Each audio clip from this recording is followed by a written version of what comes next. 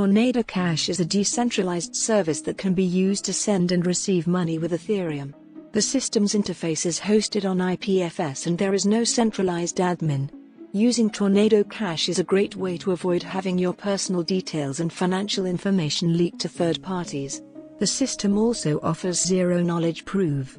Users who want to be anonymous on the Tornado Cash website should consider using a VPN or deleting their browsing history.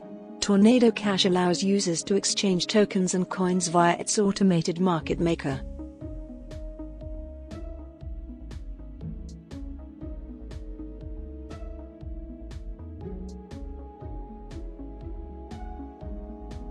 While Tornado Cash is not the end-all solution to privacy issues, it has the potential to reduce the risk of fraud. It uses smart contracts to route funds and create a new public address. In some cases, a user can't be traced back to a single transaction. However, the use of Tornado Cash can help users track their funds in real time, which is crucial if they're worried about identity theft.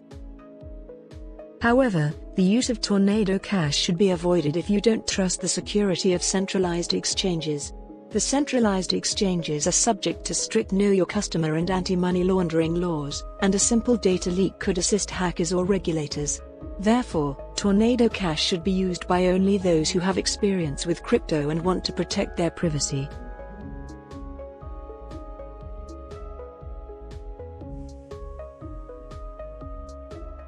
The US Treasury Department recently added a decentralized cryptocurrency protocol to its list of prohibited entities, Tornado Cash, because of its links to a North Korean state-sponsored hacking group. The SDN list identifies individuals and entities that are engaged in state-sanctioned activities or are involved in money laundering. Tornado Cash was used to launder more than $7 billion in virtual currency since its inception in 2019, according to Chainalysis, a research and advocacy group. A criminal investigation has been launched by the FIAD's Financial Advanced Cyber Team after discovering that Tornado Cash was being used to conceal large-scale criminal money flows and the theft of cryptocurrencies online. Further arrests are not ruled out, and prosecutors are continuing to search for those responsible for laundering such funds. The move on Monday froze the assets of Tornado Cash and generally barred U.S. residents from dealing with the cryptocurrency. In addition to the U.S. sanctions, the Lazarus Group, a cybercriminal group, has been accused of using Tornado Cash to launder more than $7 billion in virtual currency since its creation. It was also reportedly used to launder more than $100 million stolen from the Harmony blockchain bridge. Moreover, the Biden administration blacklisted the Blender program in May, in an effort to combat these cybercriminals. After being identified as a problematic mixer, Tornado Cash has been banned from dealing with Americans and has been frozen from U.S. assets. In addition, 45 associated crypto wallets are barred from dealing with Tornado Cash. The company did not respond to a request for comment, but a person who was arrested in Amsterdam on Wednesday is facing money laundering charges.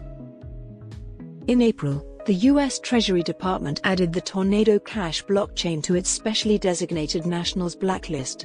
The SDN blacklist effectively bans U.S. citizens from transacting with Tornado Cash. Because of its involvement in money laundering, the company has been shut down. The SDN is designed to combat such activity and will no longer be used as a payment gateway by U.S. citizens.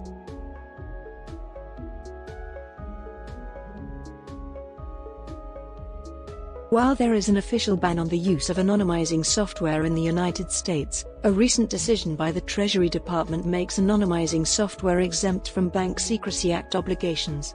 The government is considering a crackdown on Tornado Cash, but it's unclear how this action will affect its users. In addition, Tornado Cash is not a legal person. Its code will continue to run as long as the Ethereum network continues to operate. As such, the government's crackdown on Tornado Cash could be an infringement on the constitutional rights of U.S. citizens. The Executive Order, EO, 13694 designates a company, Tornado Cash, as a non-bank intermediary, for providing support to malicious cyber actors. This order outlines that Tornado Cash has been used to launder more than $96 million for the malicious cyber actors. Despite its alleged nefarious activities, the company failed to implement effective controls over its transactions. The Fed's decision, which was referred to as a designation by the SEC, may be a watershed moment for the crypto industry. While it may not directly affect the cryptocurrency market, the broader implications of its action could affect the entire industry and the broader financial world. It could also answer the question of whether or not mixing services writ large will be permitted to operate. Because Tornado Cash is not a bank, the application is not a foreign-owned property. Thus, it cannot be listed on the SDN list or blocked under the EPA. As such, the listing of Tornado Cash application on the SDN list is arbitrary and capricious. This decision may be invalidated if it was based on a misinterpretation of the nature of the technology and its users. The US government has not made any final decisions on the issue of Tornado Cash's sanctionability. Nevertheless, the company's cryptocurrency, Torn, has accumulated more than $412 million worth of assets. In addition, it is a cryptocurrency and does not fall under Bank Secrecy Acts. This makes it a legitimate alternative to Bitcoin and other traditional financial methods.